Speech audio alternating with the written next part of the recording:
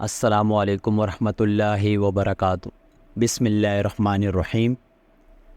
ایک مرتبہ رسول خدا صلی اللہ علیہ وآلہ وسلم مسجد میں تشریف فرما تھے اور لوگ آپ صلی اللہ علیہ وآلہ وسلم کے ارد گرد بیٹھے ہوئے تھے کہ تین آدمی وہاں آئے۔ ان میں سے دو رسول اللہ صلی اللہ علیہ وآلہ وسلم کے سامنے پہنچ گئے اور ایک واپس چلا گیا۔ راوی کہتے ہیں کہ پھر وہ دونوں رسول اللہ صلی اللہ علیہ وآلہ وسلم کے سامنے کھڑے ہو گئے۔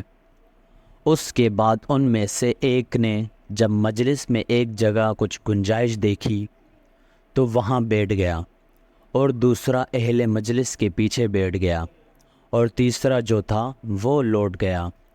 تو جب رسول اللہ صلی اللہ علیہ وآلہ وسلم اپنی گفتگو سے فارغ ہوئے تو صحابہ رضی اللہ تعالیٰ عنہ سے فرمایا کہ کیا میں تمہیں تین آدمیوں کے بارے میں نہ بتاؤں؟ تو سنو۔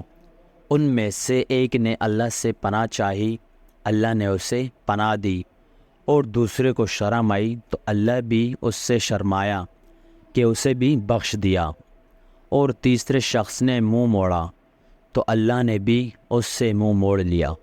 صحیح بخاری حدیث نمبر 66۔